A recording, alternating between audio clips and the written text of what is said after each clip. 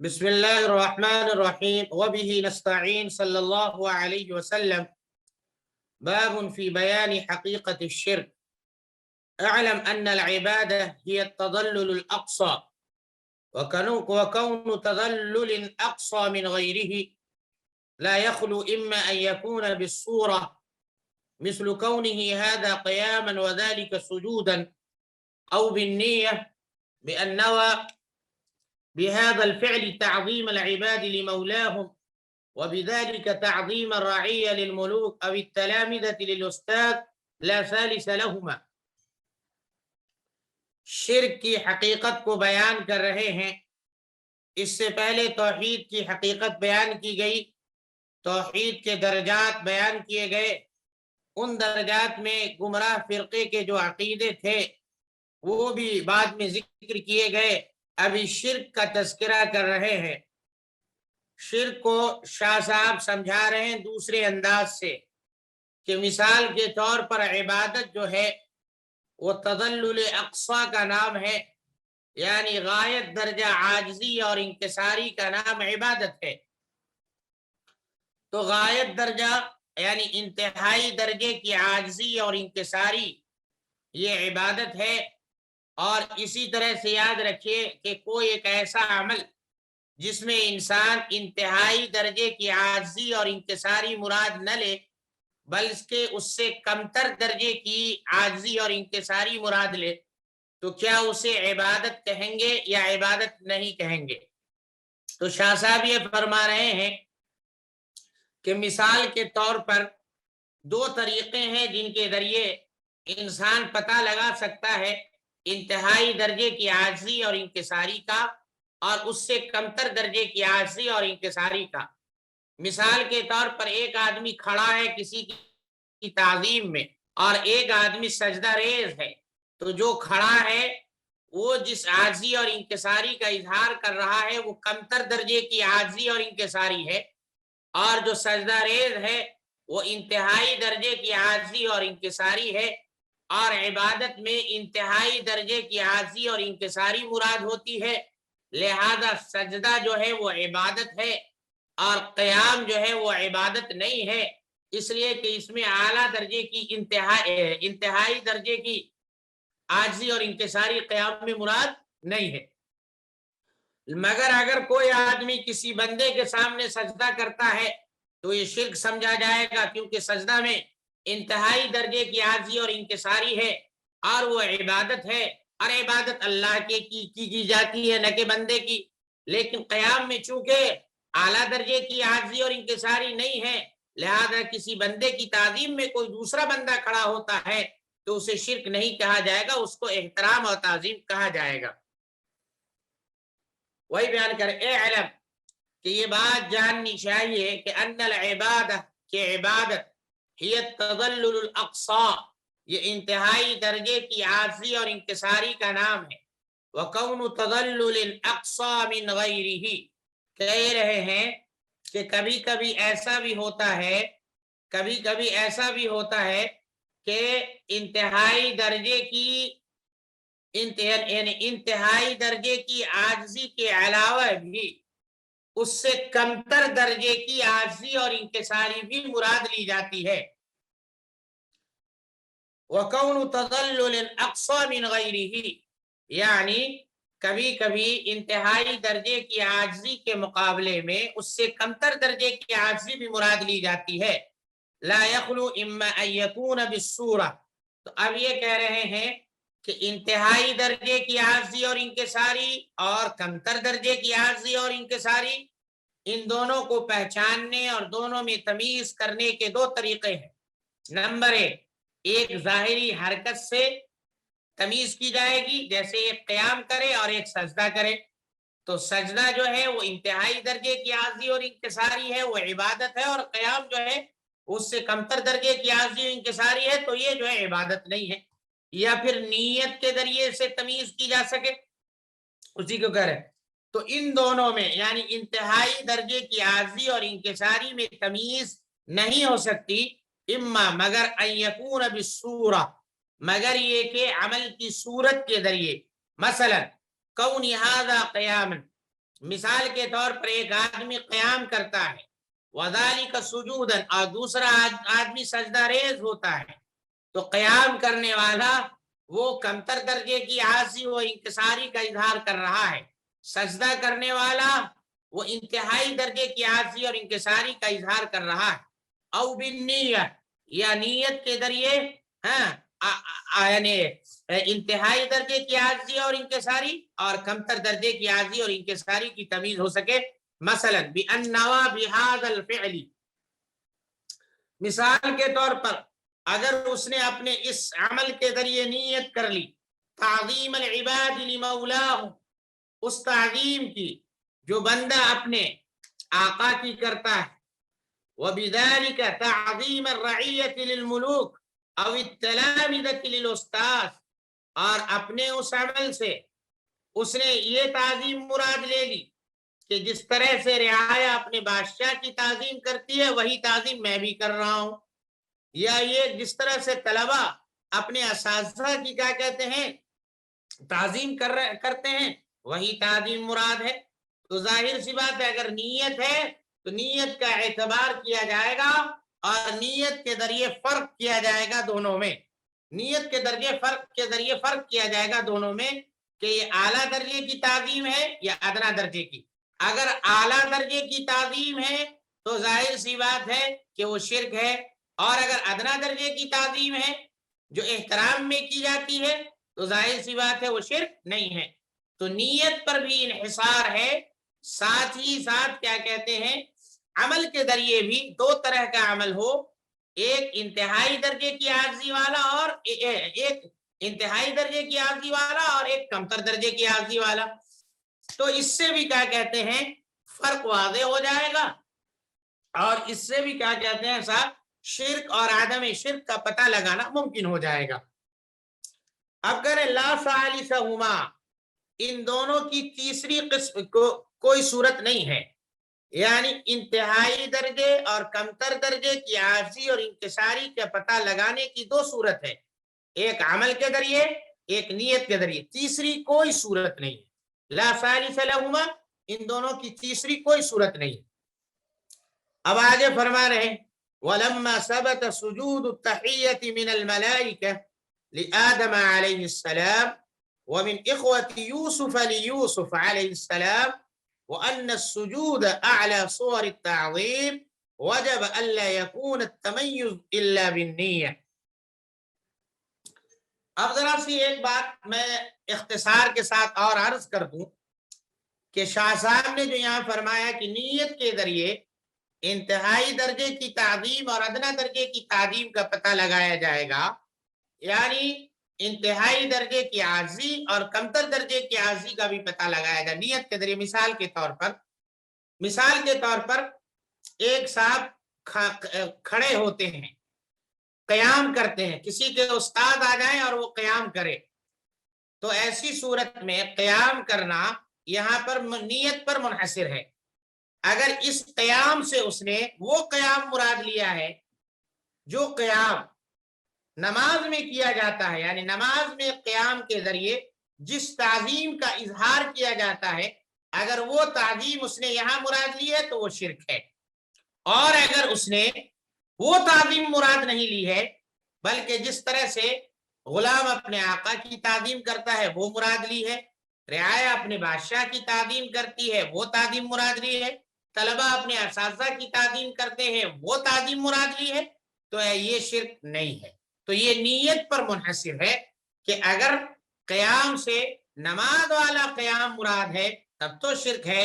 اور اگر یعنی انسانی احترام والا قیام مراد ہے تب وہ شرک نہیں ہے۔ آگے وَلَمَّا سَجَدَ سُجُودُ التَّحِيَّةِ مِنَ الْمَلَائِكَةِ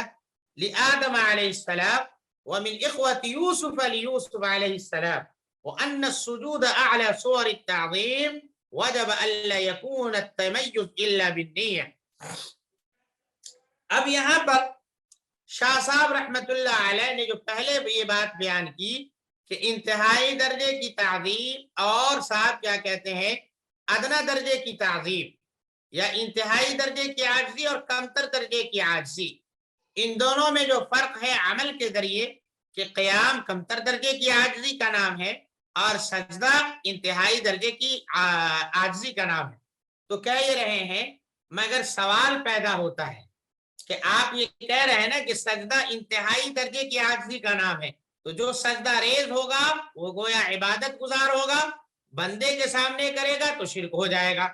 تو کہہ رہے اس پر ایک سوال کر رہے ہیں کہ فرشتوں نے حضرت آدم علیہ السلام کو سجدہ کیا, یوسف علیہ السلام کے بھائیوں نے برادران یوسف کو سجدہ کیا, اور سجدہ جو ہے وہ تعظیم کا اعلیٰ درجہ ہے, لہذا ایسی صورت میں وہاں بھی شرک ہونا چاہیے. جب ملائکہ نے سجدہ کیا تھا اور جب یوسف علیہ السلام کے بھائیوں نے سجدہ کیا تھا تو اس کو بھی شرک ہونا چاہیے, لیکن اس کو شرک نہیں کہا گیا. تو معلوم یہ ہوا کہ صرف سجدہ کو یعنی نفس سے سجدہ کو, سجدہ کے عمل کو عبادت قرار دے کر شرک کا معیار قرار دینا, یعنی عبادت قرار دے کر شرک اور عدم شرک کا معیار قرار دینا صحیح نہیں ہے. اس لیے صحیح نہیں ہے کہ آدم علیہ السلام نے جو سجدہ کیا تھا فرشتوں نے, وہ سجدہ تعظیمی تھا, احترامن تھا, اور حضرت یوسف علیہ السلام کو جو کیا تھا وہ بھی احترام کا سجدہ تھا. لہذا نیت پر منحصر ہے, اگر نیت اعلیٰ درجے کے سجدے کی ہے تب شرک ہے, اور اگر اعلیٰ درجے کی نیت نہیں ہے, ادنا درجے کی نیت, ادنا درجے کے سجدہ کی نیت ہے تو یہ شرک نہیں ہے. وَلَمَّا ثَبَتَ, جب یہ بات ثابت ہو گئی کہ سجود, لما ثبت, اور جب یہ ثابت ہے کہ سجود التحیہ کہ فرشتوں نے سلامی والا سجدہ کیا حضرت آدم علیہ السلام کو, اور یوسف علیہ السلام کے بھائیوں نے حضرت یوسف علیہ السلام کو سجدہ کیا, وَأَنَّ السُّجُودَ أَعْلَى صُوَرِ التَّعْظِيمِ, اور سجدہ جو ہے وہ تعظیم کی اعلیٰ شکل ہے. وجب, لہذا یہ بات واجب ہو گئی, اللہ یکون التمیز, کہ اعلیٰ درجے کا سجدہ اور ادنا درجے کا سجدہ یعنی شرک والا سجدہ اور عدم شرک والا سجدہ, ان دونوں میں تفریق اور تمیز نہیں ممکن ہے الا بالنیہ, مگر نیت کے ذریعے. لیکن الامر الى الان غیر منقح, شاہ صاحب کہہ رہے ہیں ان تمام تر تفصیلات کے باوجود بھی معاملہ ابھی تک پوری طرح سے واضح نہیں ہے, منقح نہیں ہے, واضح نہیں ہے. کیوں؟ کہ اذ المولا, اس لیے کہ لفظ مولا یطلق بولا جاتا ہے مثلا علی معانی, چند معانی کے لیے, والمراد ہا ہنا المعبود لا محالہ, اور یہاں پر مولا سے مراد یقینی طور پر کیا ہے؟ معبود ہے. فقط اخذ فی حد العبادہ, لہذا اسے کیا کہتے ہیں؟ عبادت کی تعریف میں لے لیا گیا ہے. مطلب اس کا کیا ہے؟ مطلب اس کا یہ ہے کہ لفظ مولا بھی متعدد معانی کے لیے آتا ہے, اور لفظ مولا جب متعدد معانی کے لیے آتا ہے تو پھر آپ اس سے, جب متعدد معانی کے لیے آتا ہے تو پھر آپ کے لیے کیوں کر ممکن ہے کہ آپ لفظ مولا سے غایت درجے کا, غایت درجے کی انکساری اور عاجزی مراد لیں, اور کیا کہتے ہیں اس سے معبود حقیقی مراد لیں. یہ کیسے ممکن ہو سکتا ہے؟ جی اس لیے کہ لفظ مولا کے کئی معنی ہیں, پھر لفظ مولا سے معبود مراد لیں, یہ کیسے ممکن ہو سکتا ہے؟ تو اسی کا جواب یہ دے رہے ہیں. وہ جواب یہ دے رہے ہیں کہ کبھی کبھی ایسا ہوتا ہے کہ ایک لفظ کئی معنی کے لیے بولا جاتا ہے, ایک لفظ کئی معنی کے لیے استعمال کیا جاتا ہے, لیکن جب اس لفظ کو عبادت کی تعریف میں استعمال کر لیا جائے تو ایسی صورت میں اس سے مراد مولا حقیقی ہوتا ہے, اور اس وقت جو ہے جب مولا حقیقی ہوتا ہے تو گویا اس کے سامنے جھکنا گویا غایت درجے کی تعظیم بجا لانا ہے. تو یہی حال لفظ مولا کے ساتھ ہے کہ جب میں لفظ مولا کو عبادت کے معنی میں استعمال کر لیا گیا تو مولا سے مراد جو ہے معبود حقیقی ہے, اور جو بھی اس کے سامنے جھکے گا اس جھکنے کو کیا کہتے ہیں؟ غایت درجے کی تعظیم اور انتہائی درجے کی عاجزی اور انکساری سے تعبیر کیا جائے گا.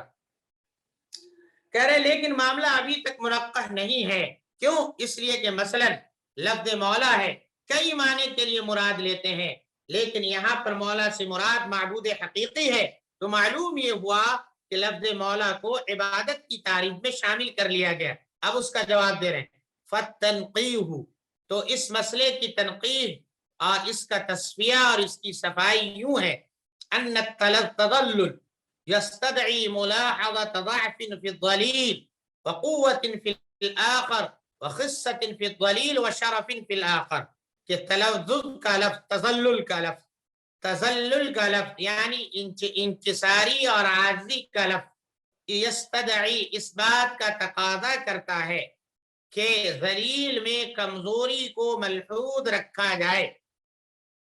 جب متذلل ہیں ہم، جھکنے والے ہیں، تو گویا ہم ذلیل ہیں، اور جب ذلیل ہیں تو گویا ہم میں کمزوری ہے۔ تو لفظ تذلل اس بات کا تقاضا کرتا ہے کہ ذلیل کے اندر قوت کو ملحوظ رکھا جائے، وقوت فی الآخر، اور ذلیل کے مقابلے میں جو دوسرا طاقتور ہے، عظیم ہے، اس میں طاقت کو ملحوظ رکھا جائے۔ تو گویا ذلیل کمزور ہوا اور اس کے بالمقابل جو ہے طاقتور اور عظیم، وہ طاقتور ہوا۔ وخصۃ فی الضلیل، اور ذلیل کو گھٹیا سمجھا جائے، وشرف فی الآخر، اور اس کے مقابل میں جو عظیم ہے اسے کیا کہتے بزرگ و برتر سمجھا جائے۔ وانقیاد واخبات فی الضلیل، اور ذلیل کو مطیع سمجھا جائے، نیاز مند سمجھا جائے۔ وتسخیر ونفاذ حکم للآخر، اور اس کے مد مقابل جو عظیم ہے اس کو یوں سمجھا جائے کہ اس کے پاس کنٹرول کا پاور ہے اور حکم کو نافذ کرنے کا پاور ہے۔ والانسان اذا خلی ونفسہ، اور انسان جب اپنے آپ کو اور اپنے نفس کو خالی کر لیتا ہے، یعنی تمام تر ادھر ادھر کی چیزوں سے اپنے دل کو صاف کر لیتا ہے، ادرک، صاف کرنے کے بعد جب غور کرتا ہے، ادرک، تو اس نتیجے تک پہنچتا ہے کہ لا محالہ، ادرک لا محالہ، یقینی طور پر وہ اس نتیجے تک پہنچتا ہے، اس حقیقت کا ادراک کر لیتا ہے کہ انه يقدر للقوة والشرف والتسخير وما أشبهها مما يعبر به عن الكمال قدرين، قدرا لنفسه ولمن يشبهه بنفسه، وقدرا لمن هو متعال عن وصمة الحدوث والإمكان بالكلية، ولمن انتقل إليه شيء من خصوصيات هذا المتعالي۔ وہ ہوتا یہ ہے کہ والانسان، جب انسان اپنے آپ کو، اپنے نفس کو خالی کر لیتا ہے ادھر ادھر کی چیزوں سے، تو یقینی طور پر وہ اس نتیجے تک پہنچتا ہے، اور پہنچنے کے بعد یقدر، اندازہ لگاتا ہے، قدر یقدر تقدیرا معنی اندازہ لگاتا ہے، اندازہ لگاتا ہے للقوت والشرف والتسخیر، کہ قوت کا، بزرگی کا، کنٹرولنگ پاور اور مسخر کرنے والی طاقت کا اندازہ، وما اشبہ، اور ان جیسی تمام اور ان کے مشابہ جتنی صفات ہیں، مما يعبر به عن الکمال، جن صفات کو صفات کمالیہ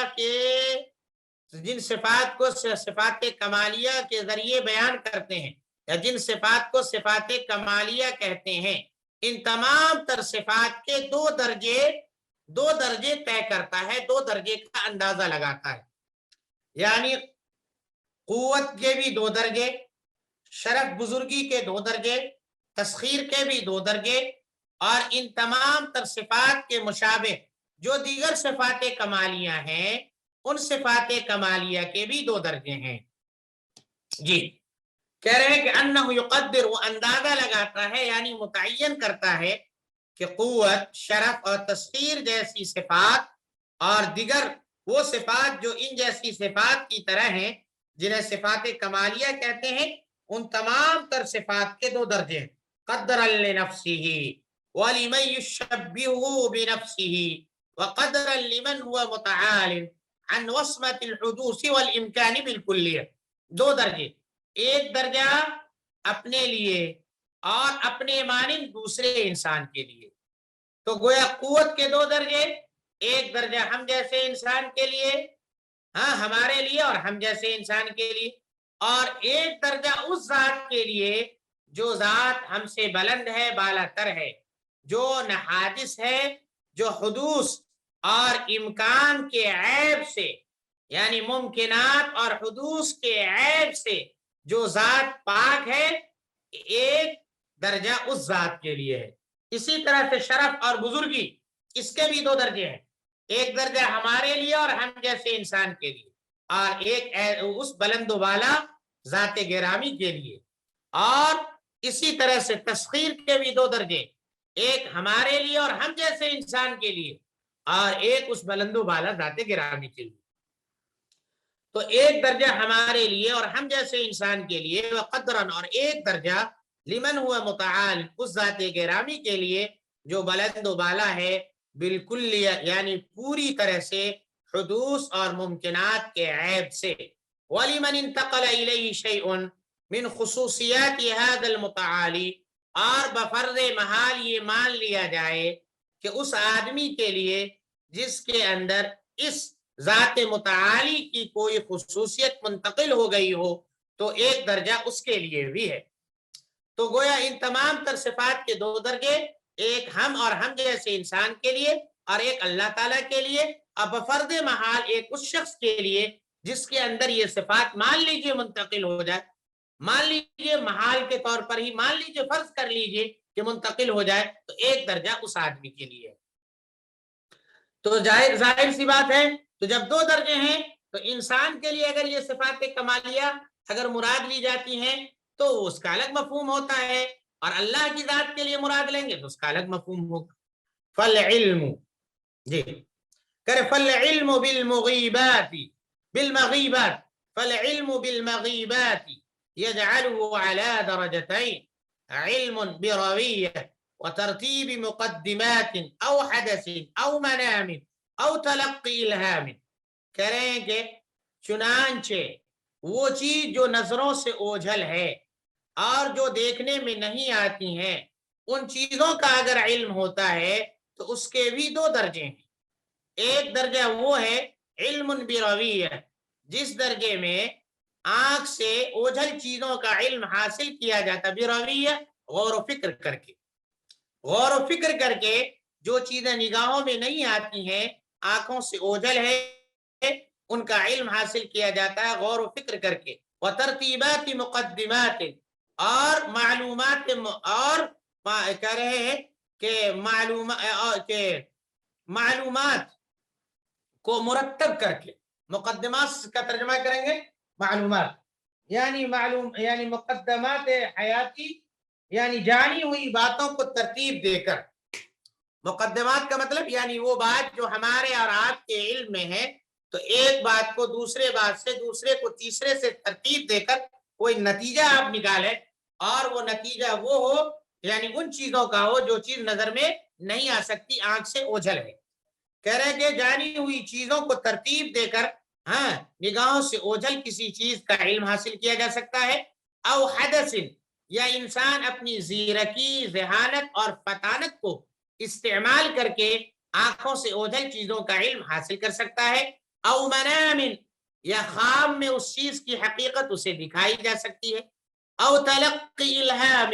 یا کشف و الہامات کے ذریعے اسے اس چیز کی حقیقت بتائی جا سکتی ہے۔ تو یہ وہ چیزیں ہیں، یہ وہ ذرائع ہیں جن ذرائع کے ذریعے اندیکھی چیزوں کا علم انسان حاصل کر سکتا ہے۔ مما یجد نفسہ لا یباین ذلک بالکلیہ، یعنی ان چیزوں میں جن چیزوں سے ان نفس انسانی جو ہے پوری طرح سے مغائر نہیں ہے۔ کہہ رہے مما، یعنی یہ وہ چیزیں ہیں، یعنی زیرکی، اسی طرح سے کیا کہتے ہیں خواب،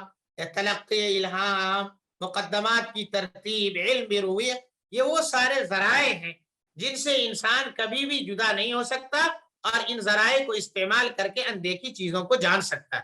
وعلم ذاتی، اور غیب کے سلسلے میں ایک علم ذاتی ہے، اندیکھی چیزوں کے سلسلے میں ایک علم ذاتی ہے، اور وہ علم ذاتی کیا ہے؟ وہ مقتضى ذات العالم، کہہ رہے ہیں، اور وہ اسی ذات عالم کے تقاضے کے مطابق وہ علم انہیں ملتا ہے، یعنی وہ علم اسی ذات عالم کی خصوصیت ہے، لا یلقاہ من غیرہ، اور اس علم کو وہ ذات گرامی کسی دوسرے سے حاصل نہیں کرتی. ولا يتجشم کسبہ،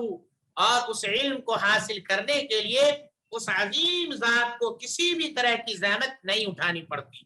تجشم یتجشم، تجشمن مانے زحمت اٹھانا. تو ایک علم ذاتی ہے، وہ علم ذاتی ذات عالم یعنی اللہ کی ذات کی خصوصیت ہے، اور وہ ذات گرامی اس علم کو کسی دوسرے سے حاصل نہیں کرتی، اور اس علم کے حصول کے لیے اسے کوئی زحمت نہیں اٹھانی پڑتی. تو ظاہر سی بات ہے، تو علم غیب کے بھی دو درجات ہو گئے، یعنی ایک وہ جو ذرائع کے ذریعے حاصل کیا جائے، اور ایک وہ جو اللہ تبارک و تعالیٰ کو معلوم ہے، وہ اللہ کے علم میں ہے، اور اللہ کا علم وہ ہے جو تمام تر ذرائع سے ماورا ہے.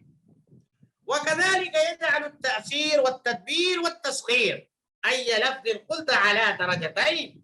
اسی طرح سے تاثیر، تدبیر، تسخیر، کسی چیز کو کنٹرول میں کرنا، کسی چیز کا انتظام کرنا، کسی چیز پر اپنا اثر ڈالنا، یہ تینوں الفاظ أَيَّ لَفْظٍ قُلْتَ، چاہے جو لفظ تم کہہ دو، عَلَى دَرَجَتَيْنِ، ان تینوں الفاظ کے بھی دو درجے ہیں.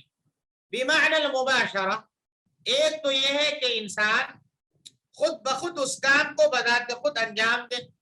واستعمال الجوارح والقوى، اور اپنی طاقت اور اپنی صلاحیتوں کا استعمال کرے، یعنی انسان اسے انجام دے، اپنی طاقت، قوت اور صلاحیت کا استعمال کرے. والاستعانہ بالکیفیات المزاجیہ، اور مزاجی کیفیت سے بھی مدد لے کر اسے انجام دے، جیسے حرارت ہے، برودت ہے، ان تمام تر کیفیات سے مدد حاصل کر کے انسان ان تمام تر چیزوں کو انجام دے. وما اشبہ ذلک، کہہ رہے ہیں اور ان کے مشابہ، مما یجد نفسہ، وما اشبہ ذلک، اور ان کے مشابہ جو انسانی صلاحیت ہے، مما یجد نفسہ مستعدۃ لہ استعدادا قریبا او بعیدا. جی کہ کہہ رہے ہیں کہ لفظ تاثیر، تدبیر، تسخیر، جو بھی لفظ آپ بولے ان کے دو درجات ہیں. ایک یہ ہے کہ انسان اسے انجام دے اپنی صلاحیت اور طاقت کا استعمال کر کے، اور اسی طرح سے مزاجی کیفیات یعنی حرارت اور برودت سے مدد حاصل کر کے، اور ان جیسی جو دوسری چیزیں ہیں، مما یجد نفسہ، جس کے لیے وہ اپنے آپ کو مستعد پاتا ہے، تیار پاتا ہے، قریبی طور پر یعنی استعداد بعید کے طور پر یا قریب کے طور پر. یعنی ان کے علاوہ بھی دیگر ذرائع ہیں، جن ذرائع کے ذریعے، جن اسباب وسائل کے ذریعے انسان ان چیزوں کو انجام دے سکتا ہے، چاہے اس کے لیے اس کا نفس یعنی ان ذرائع کو استعمال کرنے کے لیے اس کا نفس جو ہے قریبی طور پر تیار ہو یا دور کے طور پہ تیار ہو، جس طرح سے بھی تیار ہو، لیکن نفس اس کا تیار رہتا ہے اور ان ذرائع کو انسان استعمال کرتا ہے. وہ بیمان التکوین، تو ایک معنی تو وہ ہو گئے. دوسرے معنی کیا ہے، دوسرا درجہ کیا ہے کہ تاثیر، تدبیر، تسخیر جو ہے وہ تکوین کے معنی میں ہے،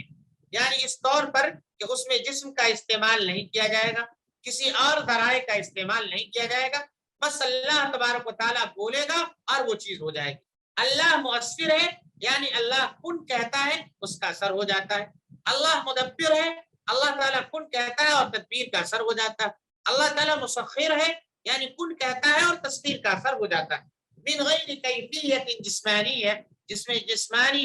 جسمانی نقل و حرکت کا استعمال نہ ہو اور بذات خود کسی چیز کو انجام نہ دیا جائے وغیرہ وغیرہ، بلکہ اللہ تعالیٰ کہے انما امرہ، کہہ رہے کہ اللہ کا معاملہ یہ ہے کہ جب کسی چیز کا ارادہ کرتا ہے تو اللہ تعالیٰ صرف کن کہتا ہے، کن کہتے ہی وہ چیز ہو جایا کرتی ہے.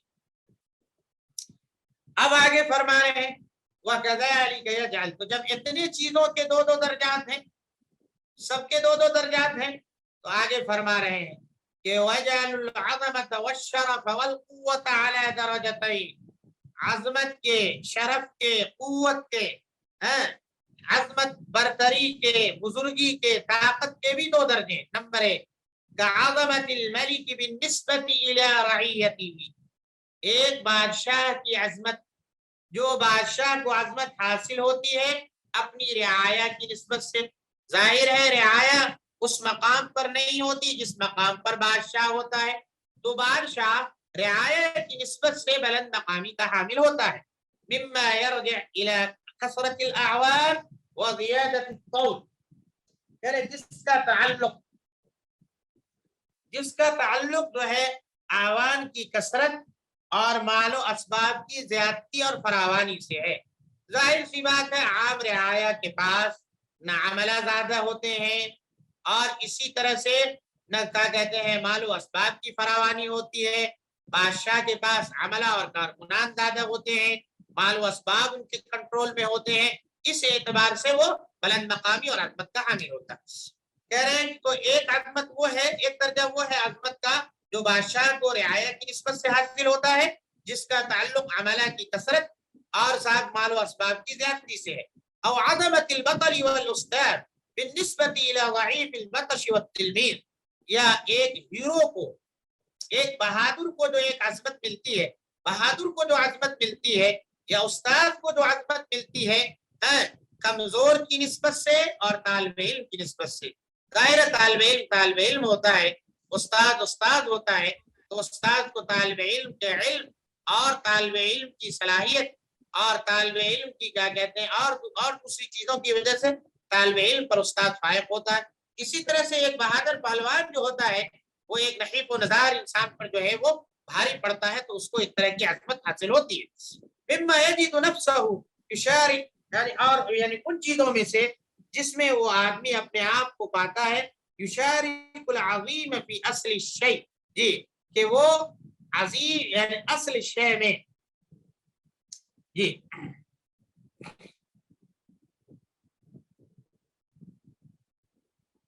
جی ہاں مما یعنی ان چیزوں میں جس میں وہ اپنے آپ کو پاتا ہے کہ اصل شے میں وہ عظیم یعنی عظیم بہادر، عظیم استاد، عظیم کیا کہتے ہیں بادشاہ کی عظمت میں وہ شریک ہے. ظاہر سی بات ہے کہ عظمت، نفس عظمت میں شریک رعایا بھی ہوتی ہے، نفس عظمت میں شریک طالب علم بھی ہوتا ہے، کمزور بھی ہوتا ہے، لیکن فرق یہ ہے کہ چند اسباب و وجوہات کی بنیاد پر بادشاہ کی عظمت بڑھ کر ہوتی ہے، بہادر کی عظمت بڑھی ہوئی ہوتی ہے، استاد کی عظمت بڑھی ہوئی ہوتی ہے، لیکن نفس عظمت میں رعایا بھی شریک ہے اور طالب علم بھی شریک ہے، کمزور بھی شریک ہے. یہی وجہ ہے کہ طالب علم کے بارے میں کہا جا سکتا ہے کہ آئندہ یہ بھی استاد کی طرح عظیم ہو جائے گا. رعایا کے بارے میں بھی کہا جا سکتا ہے کہ آئندہ یہ لوگ بھی اپنے بادشاہ کی طرح عظیم ہو جائیں گے. تو جب یہ بھوشوانی کی جاتی ہے تو یہ اس بات کی علامت ہے کہ نفس عظمت میں سبھی شریک ہے، مگر چند وجوہات کی بنیاد پر فلاں فلاں حیثیت کے حامل لوگ عظمت میں بڑھے ہوئے ہیں. وثانیتہما، اور عظمت اور شرف اور قوت کا دوسرا درجہ وہ ہے ما لا یوجد الا فی المتعالی جدا، جو وہ درجہ صرف اسی عظیم ذات میں پایا جاتا ہے جو سب سے زیادہ بلند و بالا ہے، جو سب سے زیادہ برتر ہے اسی ذات میں پایا جاتا ہے. تو لہذا عظمت، شرف، قوت کے دو درجے ہوئے. ولا تنی فی تفتیش هذا السر حتى تستيقن ان المعترف بانصرام سلسلة الامكان الى واجب لا يحتاج الى غيره يضطر الى جعل هذه الصفات التي يتمادحون بها على درجتين، درجة لما هنالك ودرجة لما يشبهه بنفسه. کہہ رہے ولا تنی، ونا یعنی ونین سے ہے، اس کے معنی آتے ہیں سست پڑھنا، سست ہونا، کمزور ہونا. ولا تنی، اور سست مت پڑھو، فی تفتیش هذا السر، اس راز کو کھولنے میں، اس راز کی تحقیق میں، اس راز کی تحقیق و جستجو میں سست مت پڑھو. حتی تستیقن، یہاں تک کہ تمہیں اس بات کا یقین ہو جائے ان المعترف بانصرام سلسلة الامکان، اس لیے کہ اس بات کا اعتراف کرنے والا کہ یہ امکانی سلسلہ ختم ہو جاتا ہے اللہ کی ذات پر جا کر. انصرم ینصرم انصراما معنی ختم ہونا. ان المعترف، کہ اس چیز کا اعتراف کرنے والا کہ بانصرام سلسلۃ الامکان، کہ امکانی سلسلہ ختم ہو جاتا ہے الی واجب، ایسی عظیم واجب ذات پر، لا يحتاج الی غیرہ، جو غیر واجب ذات کی محتاج نہیں ہے. اچھا ذات یعنی دنیا میں جتنی بھی چیزیں ممکنات ہیں اس کا سلسلہ پہنچتے پہنچتے اللہ تک چلا جاتا ہے اور اللہ تعالیٰ کے بعد وہ سلسلہ ختم ہو جاتا ہے ممکنات کا. تو ایسا آدمی بھی یستر وہ مجبور ہوگا الی جعل هذه الصفات کہ وہ ان صفات کو الذی یتمادحون بها جن صفات کے ذریعے ایک دوسرے کی تعریف کرتے ہیں ان صفات کو اعلی درجتین دو درجے میں رکھے. درجۃ لما هنالک ایک درجہ وہ ہے جو اس کے لیے ہے یعنی اللہ کی بلند و بالا ذات کے لیے ہے. ایک درجہ اللہ تعالیٰ کی بلند و بالا ذات کے لیے ہے. ودرجۃ لما یشبہہ بنفسہ اور ایک درجہ اپنے مانند دوسرے مخلوق کا ہے. ودرجۃ لما یشبہہ بنفسہ اور ایک درجہ اس مخلوق کا ہے جس کو وہ اپنی ذات سے مشابہ قرار دیتا ہے. یتمادحون تمادح یتمادح تمادحا ایک دوسرے کی تعریف کرنا.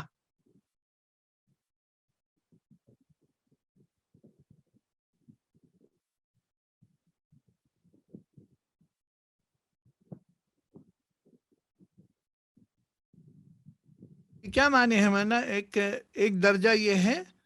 التي يتمادحون بها على درجتين یا اوپر سے کر لے اسراف کی تحقیق میں سستی نہ کرو یہاں تک کہ تمہیں یقین ہو جائے کہ امکانی سلسلے کے خاتمے کا اعتراف کرنے والا کہ یہ امکانی سلسلہ ختم ہو جاتا ہے واجب عظیم کے پاس پہنچ کر یعنی اللہ کی اس واجب ذات تک پہنچ کر جو کسی دوسرے کی محتاج نہیں ہے. ایسا آدمی بھی مجبور ہوگا کہ وہ ان صفات کو جن کے ذریعے وہ ایک دوسرے کی تعریف کرتے ہیں ان کے دو درجے متعین کریں. درجۃ لما هنالک ایک درجہ اس عظیم ذات کے لیے ہے جو وہاں ہے یعنی اللہ تبارک و تعالیٰ کے لیے ہے اور ایک درجہ اپنے مانند دوسری مخلوق کے لیے.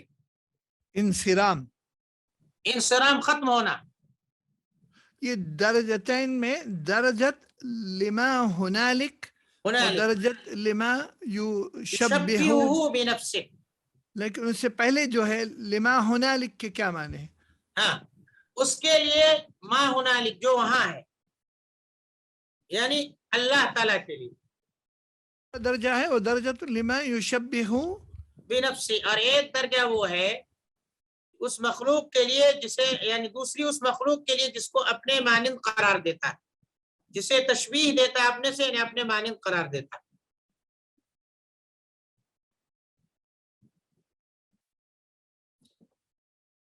ایک منٹ. دوسری چیز یہ ہے کہ آج کے اس سبق کے شروع میں ایک لفظ ہے ان العبادہ ہی التدلل الاقصى وکون تدلل اقصى من غیرہ کہ عبادت نام ہے انتہائی درجے کی خاکساری کا اور انتہائی درجے کی خاکساری من غیرہ یعنی کمتر درجے کی خاکساری کے مقابلے میں متمیز نہیں ہو سکتی نہیں جانی جا سکتی یا تو صورتاً یا نیتاً.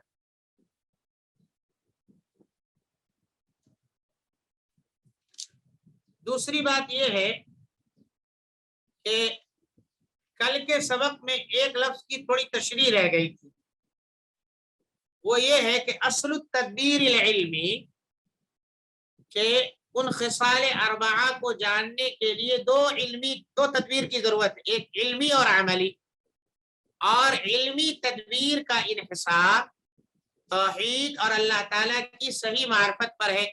تو گویا تدبیر علمی موقوف ہے منحصر ہے اللہ کی توحید پر. تو جب تک اللہ کی توحید نہیں ہوگی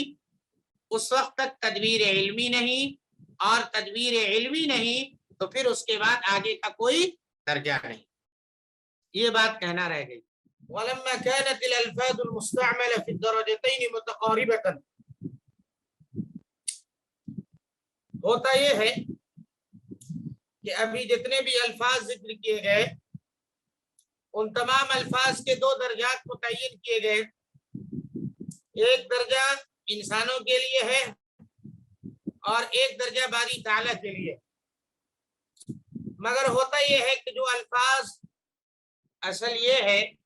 کہ دونوں درجات کے لیے جو الفاظ استعمال کیے جاتے ہیں وہ دونوں آپس میں قریب قریب ہوتے ہیں، جن کی بنیاد پر اصل محمل میں اصل مصداق میں استعمال کیے جانے والے الفاظ کو غیر مصداق میں استعمال کر دیا جاتا ہے۔ اسی چیز کو بیان کر رہے ہیں کہ وَلَمَّا كَانَتِ الْأَلْفَاظُ الْمُسْتَعْمَلَةُ فِي الدَّرَجَتَيْنِ، جب وہ الفاظ جو دونوں درجات کے لیے استعمال کیے جاتے ہیں متقاربتاً، وہ سب آپس میں ایک دوسرے سے قریب قریب ہوا کرتے ہیں، فَرُبَّمَا يُحْمَلْ نُصُوصُ الشَّرَائِعِ الْإِلَٰهِيَّةِ عَلَى غَيْرِ مَحْمِلِهَا، تو کبھی ایسا ہوتا ہے کہ شرائع الہیہ یعنی الہی قوانین کے نصوص غیر مصداق میں استعمال کر لیے جاتے ہیں۔ وَكَثِيرًا مَا يَطَّلِعُ الْإِنسَانُ عَلَى أَثَرٍ صَادِرٍ مِّن بَعْضِ أفراد الإنسان أو الملائكة أو غيرهما، اور بہت زیادہ یہ ہوتا ہے کہ انسان جو ہے وہ مطلع ہوتا ہے علی اثر، اس اثر سے جو صادر ہوتا ہے بعض افراد سے، افراد انسانی میں سے بعض حضرات سے یا ملائکہ سے یا ان دونوں کے علاوہ کسی اور سے، وَيَسْتَبْعِدُهُ مِنْ أَبْنَاءِ جِنْسِهِ، اور اس چیز کو انسان جو ہے اپنے ہم جنس کے لیے مستبعد سمجھتا ہے، فَيَشْتَبِهُ عَلَيْهِ الْأَمْرُ، لہذا اس کے لیے معاملہ مشتبہ ہو جاتا ہے۔ یعنی ہوتا کیا ہے کہ عام طور سے یہ دیکھنے میں آتا ہے کہ بعض انسان ایسے ہوتے ہیں یا ملائکہ جن سے کچھ عجیب و غریب حیرت انگیز چیزیں صادر ہوتی ہیں، اور انسان ان چیزوں سے مطلع ہوتا ہے اور وہ سمجھتا یہ ہے کہ ان ساری چیزوں کا صدور دوسرے ابنائے جنس سے، یعنی اپنے ہی جنس میں دوسرے افراد سے، دوسرے افراد سے ان سب چیزوں کا صدور جو ہے وہ مستبعد ہے، ایک طرح سے جو ہے بعید از قیاس ہے۔ فَيَشْتَبِهُ عَلَيْهِ الْأَمْرُ، لہذا یہ معاملہ ان کے نزدیک مشتبہ ہو جاتا ہے، اور وہ فوراً فَيُثْبِتُ لَهُ شَرَفًا مُقَدَّسًا، تو ایسی صورت میں وہ انسان ہی کو مقدس بزرگ سمجھنے لگتے ہیں، وَتَسْخِيرًا إِلَٰهِيًّا، اور یہ سمجھتے ہیں کہ الہی پاور، تسخیر کی الہی پاور، کنٹرول کی الہی پاور، قبضہ جمانے کی الہی قوت اس آدمی کے لیے ثابت ہو گئی ہے، لہذا اس کو یہ سمجھنے لگتے ہیں کہ الہی طاقت کا یہ مالک ہے اور یہ مقدس اور بزرگ ہے، لہذا اسی کو ہی خدا سمجھ بیٹھتے ہیں۔ وَلَيْسُ فِي مَعْرِفَةِ الدَّرَجَةِ الْمُتَعَالِيَةِ سَوَاءً، کہنے جبکہ یہ حال ہے کہ سارے انسان بلند و بالا درجات کو سمجھنے میں برابر نہیں ہیں، ایسا نہیں ہے کہ ہر آدمی اللہ تبارک و تعالیٰ کے بلند و بالا درجات کو درجے کو سمجھ لے۔ فَمِنْهُمْ، بہت سے ایسے بھی ہیں، مَنْ يُحِيطُ بِقُوَىٰ الْأَنْوَارِ الْمُحِيطَ الْغَالِبَ عَلَى الْمَوَالِيدِ، کچھ ایسے بھی لوگ ہیں جو ان انوار اور ان روشنی کی قوتوں کا احاطہ کیے ہوتے ہیں جو روشنی کے غالب ہیں موالید پر، یعنی انسان پر، حیوانات پر، جمادات پر۔ وَيَعْرِفُهَا مِنْ جِنْسِهِ، اور اس کو اپنے جنس سے سمجھتے ہیں، یعنی یہ سمجھتے ہیں کہ جن لوگوں کو یہ روشنی ملی ہوئی ہے وہ بھی ہمارے جنس کے ہیں، ایسا نہیں ہے کہ وہ انسان سے برتر ہیں۔ اگر ان کو کچھ ایسی روشنی اور ایسی طاقت ملی ہوئی ہے جو ان کو دوسرے انسان سے ممتاز کرتی ہے، پھر بھی وہ ہماری ہی کیا کہتے جماعت کے ہیں، مگر اللہ نے ان کو خداداد صلاحیت ہم سے کہیں کچھ زیادہ دے دی ہے۔ وَمِنْهُمْ مَن لَا يَسْتَطِيعُ ذَلِكَ، اور انسان میں کچھ ایسے بھی ہیں جو ایسی سمجھ نہیں رکھ پاتے ہیں۔ نتیجہ یہ ہوتا ہے کہ ایسے انسان جنہیں مزید خداداد صلاحیت ملی ہوتی ہے ان کو اپنے سے برتر سمجھنے لگتے ہیں، اور ایک نتیجے میں جا کر انہیں خدا گرداننے لگتے ہیں، جو سراسر درست نہیں ہے اور غلط ہے۔ آگے کہہ رہے ہیں وَكُلُّ إِنسَانٍ مُكَلَّفٌ بِمَا عِنْدَهُ مِنَ الْإِسْتِطَاعَةِ، کہ ہر انسان اتنا ہی مکلف ہے جتنا کہ اس کے پاس طاقت ہے۔ وَهَذَا تَأْوِيلُ مَا حَكَاهُ الصَّادِقُ الْمَصْدُوقُ صلی اللہ علیہ وسلم، اور یہی مطلب ہے جو کچھ کہ اللہ کے رسول صلی اللہ علیہ وسلم نے بیان کیا ہے، اور صلی اللہ علیہ وسلم کی اس بات کا یہی مطلب ہے اس آدمی کے بارے میں کہ من نجات مصرف علی نفسہ، کہ وہ آدمی جس نے اپنے اوپر زیادتی کی تھی اسے اللہ نے نجات دے دی۔ اس کے نجات کا جو قصہ اللہ کے رسول صلی اللہ علیہ وسلم نے بیان کیا ہے ہے، اس کا یہی مطلب ہے کہ ہر انسان اتنے ہی کا مکلف ہے جتنا اس کے پاس علم ہے۔ من نجات مسلم، ایسے آدمی کے نجات کا واقعہ جس نے اپنے اوپر زیادتی کی ہے۔ امر اہلہ، اس نے اپنے گھر والے کو اس بات کا حکم دیا تھا بحرقہ، کہ تم مجھے جلا دینا، وتدریتی اور رمادی، اور جلانے کے بعد میری راکھ کو پھینک دینا، اڑا دینا۔ ذرہ یذری تدریتن معنی اڑانا، کہ انہوں نے اپنے گھر والے کو حکم دیا تھا کہ مجھے جلا دینا اور میری راکھ کو اڑا دینا، حذرن، اس بات کے خوف سے کہ من ان یبعثہ اللہ، کہ کہیں دوبارہ اللہ تعالیٰ انہیں زندہ نہ کر دے، ویقدر علیہ، اور اللہ تبارک و تعالیٰ جو ہے ویقدر علیہ، اور اللہ تبارک و تعالیٰ جو ہے وہ اس پر قادر نہ ہو جائے، یعنی دوبارہ اللہ تعالیٰ اسے، یعنی اللہ تعالیٰ اسے زندہ کر دے اور دوبارہ اللہ تعالیٰ کی قدرت جو ہے اس آدمی پر قائم ہو جائے اور اس آدمی کو سزا دے دے۔ چنانچہ وہ اسی ڈر اور خوف سے یہ کہا کہ ہماری راکھ کو تم اڑا دینا۔ فہذا الرجل، تو دیکھیے یہ آدمی، استیقن، اس کو اس بات کا یقین تھا کہ بأن اللہ متصف بالقدرہ، کہ اللہ تعالیٰ مکمل قدرت کی صفت کے ساتھ متصف ہے، یعنی پوری طرح سے اللہ تعالیٰ قادر ہے، قادر مطلق ہے۔ لیکن القدرہ انما ہی فی الممکنات، لیکن اس کے ذہن میں یہ بات آئی کہ اللہ تعالیٰ کی قدرت کا اثر ممکنات میں ہوتا ہے، جو چیز ممکن ہونے والی ہے اسی میں ہوتا ہے، لا فی الممتنعات، جو چیز ممتنع ہے، محال ہے، جو چیز نہیں ہو سکتی اس میں اللہ تبارک تعالیٰ کی قدرت کا ظہور نہیں ہو سکتا، نعوذ باللہ۔ وَكَانَ يَظُنُّ، اور وہ یہ سمجھ رہا تھا، أَنَّ جَمَعَ الرَّمَادِ الْمُتَفَرِّقِ نِصْفُهُ فِي الْبَرِّ وَنِصْفُهُ فِي الْبَحْرِ مُمْتَنَعٌ، کہ اس راکھ کا جمع کرنا، رماد مانے راکھ، اس راکھ کا جمع کرنا جس کا نصف حصہ خشکی میں منتشر ہو اور نصف حصہ سمندر میں منتشر ہو، ممتنع، محال ہے۔ اور اس کا یہ گمان تھا کہ وہ راکھ جس کا نصف حصہ خشکی میں ہے، نصف حصہ سمندر میں ہے، اس کو جمع کرنا محال ہے۔ فَلَمْ يُجْعَلْ ذَلِكَ نَقْصًا، لہذا اس کی اس سوچ کو اس کے ایمان میں کمی کا ذریعہ نہیں سمجھا گیا، یعنی یہ سمجھا گیا کہ وہ اتنا ہی سمجھ سکتا تھا اور اتنے ہی پر وہ قادر تھا، لہذا اس سے آگے وہ نہیں سوچ سکتا تھا، اسی لیے اس کے اس سوچ اور اس کی اس فکر کو اس کے عقیدے میں اور ایمان میں کمی کا ذریعہ نہیں سمجھا گیا۔ فَأُخِذَ بِقَدْرِ مَا عِنْدَهُ مِنَ الْعِلْمِ، لہذا جتنا علم تھا اسی علم کے بقدر اس کا مواخذہ ہوا۔ وَلَمْ يُعَدَّ كَافِرًا، اور اس سوچ کے باوجود بھی وہ کافر نہیں گردانا گیا، اس لیے کہ وہ اس سے آگے نہیں سوچ سکتا تھا۔ چنانچہ اللہ تبارک و تعالیٰ نے آخر میں اس آدمی کو نجات دے دی اور پوچھا کہ تم نے ایسا ایسا کیوں کیا، تو کہا میں نے ایسا اسی غرض سے کیا۔ تو اللہ تعالیٰ سمجھ گیا کہ اس کی سوچ اور اس کا علم اس سے آگے نہیں بڑھ سکتا ہے، لہذا اللہ تعالیٰ نے اس کو معاف کر دیا اور اس کی مغفرت کر دی۔ وَكَانَ التَّشْبِيهُ وَالْإِشْرَاكُ بِالنُّجُومِ وَبِصَالِحِ الْعِبَادِ الَّذِينَ ظَهَرَ مِنْهُمْ خَرْقُ الْعَوَائِدِ كَالْكَشْفِ وَاسْتِجَابَةِ الدُّعَاءِ دَاءً مُتَوَارِثًا فِيهِمْ۔ شاہ صاحب فرما رہے ہیں کہ تشبیہ کا معاملہ، یعنی اللہ تعالیٰ کو مخلوق کی صفت سے متصف قرار دینا، مخلوق کی صفت سے تشبیہ دینا، اللہ تعالیٰ کی ذات کو مخلوق کی صفت سے تشبیہ دینا، اور اسی طرح سے نجوم سے شرک کرنا، یعنی ستارے کو مؤثر ماننا، اور اسی طرح سے اللہ کے نیک بندوں کے ذریعے شرک کرنا، کہ نیک بندے کو بھی اللہ تعالیٰ کے فیصلے میں مؤثر سمجھنا، ان نیک بندوں کو الذین ظہر منہم، جن سے ظاہر ہوا ہے خرق العوائد، خرق عادات چیزیں، یعنی جن سے کرامات ظاہر ہوئی، خرق عادات چیز ظاہر ہوئی، جیسے کہ کشف، واستجابت الدعاء، اور دعا کی قبولیت۔ تو یہ ساری چیزیں کیا ہے؟ داءً متوارثاً فیہم، یہ ساری چیزیں نسلاً بعد نسل لوگوں میں چلی آ رہی ہیں۔ داءً متوارثاً فیہم، یہ چیز نسلاً بعد نسل لوگوں میں چلی آ رہی ہے۔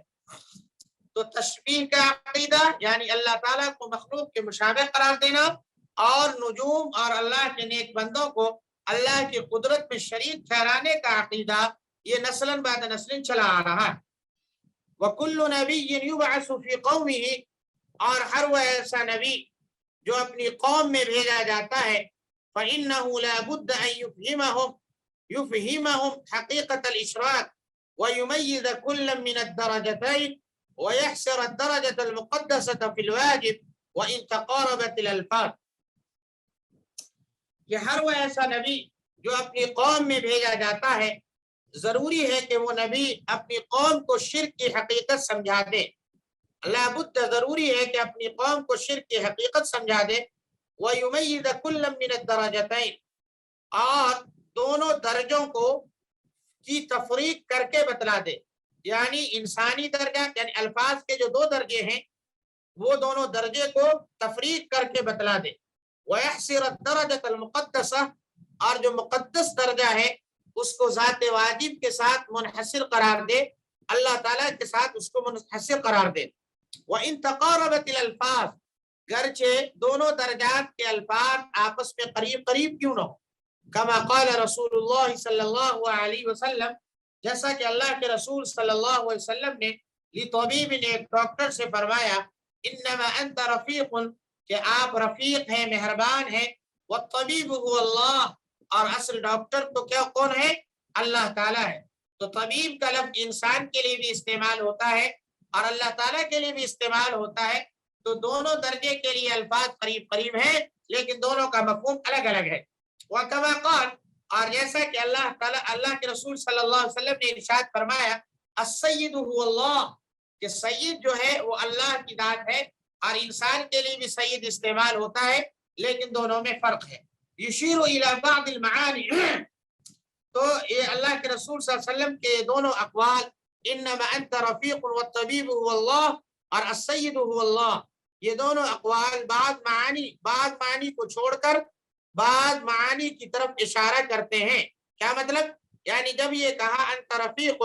تو مطلب یہ ہوا کہ یہاں پر طبیب سے مراد انسان ہے، اور جب کہا طبیب هو اللہ تو یہاں پر طبیب سے مراد اللہ تعالیٰ ہے. تو خاص خاص مصداق میں خاص خاص معنی کی طرف اشارہ ہے، خاص معنی کو چھوڑ کر خاص معنی کی طرف اشارہ ہے. جب السید کہا اللہ کی طرف تو السید سے مراد اللہ ہے، اور انسان کی طرف جب سید کی نسبت ہوگی تو اس وقت اللہ مراد نہیں ہوگا، انسان مراد لیے جائیں گے. لیکن سید انسان ہے اس کا مفہوم الگ ہے، اور جہاں اللہ سید ہے اس کا مفہوم الگ ہے. آگے فرمانے ثم لما انقرض الحواریون من اصحابہ وحملت دینہ، کہہ رہے ہیں کہ جب ان انبیاء علیہ السلام کے حواریین یعنی خاص لوگ چلے گئے، انقرض ینقرض ختم ہونا، جب وہ ختم ہو گئے اور ان کے دین کے حاملین بھی ختم ہو گئے، خلف من بعدہم خلف، تو ان کے بعد کچھ ناخلف لوگ ان کے جانشین ہوئے. اضاعوا الصلاۃ، ان لوگوں نے نماز ضائع کر دی. واتبعوا الشہوات، اور اسی طرح سے خواہشات کی پیروی کی. وحملوا الالفاظ المستعملہ المشتبہہ، اور ان لوگوں نے استعمال ہونے والے مشتبہ الفاظ کو علی غیر محملہا، غیر مصداق پر محمول کیا، جس مفہوم میں استعمال نہیں ہونا چاہیے تھا اس مفہوم میں استعمال کیا. کما حملوا، جس طرح سے ان لوگوں نے المحبوبیت والشفاعہ، کہ محبوبیت کو شفاعت کو جسے اللہ تعالیٰ نے ثابت کیا ہے فی قاطبۃ الشرائع، تمام شریعتوں میں، لخواص البشر، انسانوں میں کچھ خاص لوگوں کے لیے، اسے بھی محمول کیا علی غیر محملہا، غیر مصداق پر، غیر محمل پر. وکما حملوا، اور جس طرح سے ان لوگوں نے محمول کیا صدور خرق العوائد والاشراقات، کہ خرق عادت چیزوں کے صادر ہونے کو، اشراقات کے صادر ہونے کو، علی انتقال العلم والتسخیر، کہ گویا اللہ کا علم اور اللہ کی تسخیری قدرت منتقل ہو گئی ہے الی ھذا الذی یری منہ الاقصیین، یعنی اعلیٰ درجے کی کا علم اور اعلیٰ درجے کی تسخیری طاقت، یہ سب کے سب یہ یوں کہیے کہ انتہائی درجے کا علم اور انتہائی درجے کی تسخیری قوت منتقل ہو گئی ہے اس آدمی کی طرف جس آدمی سے خرق عادات چیزیں صادر ہو رہی ہیں اور معمول کے خلاف جو ہے چیزوں کا ظہور ہو رہا ہے. یہاں پر ایک لفظ آ رہا ہے اشراقات. اشراقات جو ہے یہ تصوف کی خاص اصطلاح ہے کہ انسان ایک ایسی منزل پر پہنچ جائے کہ اس منزل پر پہنچنے کے بعد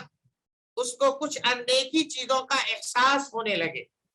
جیسے کہ ممکن ہے کہ یہ چیز بہت سارے لوگوں کو ہضم نہ ہو، لیکن میرے استاد نے بیان فرمایا تھا کہ حضرت مولانا علی میاں صاحب رحمۃ اللہ علیہ نے ایک واقعہ بیان کیا کہ شاید وہ یعنی پڑوسی کسی ملک میں تھے، وہاں کہا کہ مجھے خوشبو آ رہی ہے، خاص قسم کی خوشبو محسوس ہوئی، تو میں یہ سمجھا کہ حضرت سید احمد شہید رحمۃ اللہ علیہ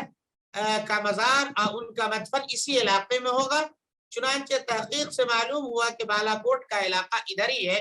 تو یہ جو انسان میں ایک کیفیت اور ایک احساس پیدا ہوتا ہے اسی کو اشراقات کہتے ہیں. بہرکیف یہ وہ تعریف ہے جو محل نظر ہے، یہ پوری طرح سے متفق علیہ نہیں ہے. والحق ان ذلك كله يرجع، اب کہہ رہے صحیح چیز یہ ہے کہ یہ ساری چیزیں لوٹتی ہیں ناسوتی طاقت کی طرف یا روحانی طاقت کی طرف. ناسوتی طاقت، روحانی طاقت تو مفہوم ہے، ناسوتی طاقت کہتے ہیں، ناسوتی طاقت کہتے ہیں کہ اجسام کو، یعنی جسمانی صلاحیت کا نام ناسوتی طاقت ہے. مطلب یہ ہے کہ جب انسان میں روحانی طاقت پیدا ہوتی ہے یا جسمانی طاقت پیدا ہوتی ہے تب جا کر کے یہ ساری چیزیں نازل ہوتی ہیں. یعنی کیا مطلب؟ جب انسان روحانی طور پر اور ناسوتی طور پر بلند مقام تک پہنچ جاتا ہے تو خرق عادت چیزوں کا اس سے صدور ہونے لگتا ہے. والحق کو صحیح بات یہ ہے ان ذلك كله کہ ان تمام تر چیزوں کا تعلق جو ہے ان ناسوتی یعنی جسمانی طاقتوں سے ہے یا ان روحانی طاقتوں سے ہے جو تیار کر دیتی ہیں تو تدبیر الہی کے نزول کے، جو تدبیر الہی کے نزول کے راستے کو تیار کر دیتی ہیں کسی بھی اعتبار سے، علاوہ کسی بھی طریقے پر تدبیر الہی کے نزول کے راستے کو تیار کر دیتی ہے، ان ناسوتی اور روحانی طاقتوں سے اس کا تعلق ہے. وَلَيْسَ مِنَ الْإِيجَادِ وَالْأُمُورِ الْمُخْتَصَّةِ بِالْوَاجِبِ فِي شَيْءٍ، ان چیزوں کا تعلق جو ہے یعنی اس ایجاد یا ان امور سے نہیں ہے جو واجب ذات سے کسی بھی طرح سے تعلق رکھتی ہو. اس کا تعلق جو ہے ایجاد اور یعنی وہ اللہ تعالیٰ کسی چیز کو پیدا کرتا ہے، کسی چیز کو وجود بخشتا ہے، اور وجود بخشنا یا پیدا کرنا واجب ذات کے ساتھ خاص ہے. اس مسئلے سے ان تمام تر چیزوں کا کوئی تعلق نہیں ہے. ان تمام تر چیزوں کا تعلق روحانی طاقت سے ہے، ناسوتی طاقت سے ہے، اور اللہ تعالیٰ موجود ہے، کلمہ کن کا مالک ہے. ان تمام تر چیزوں سے اس کا کوئی تعلق نہیں.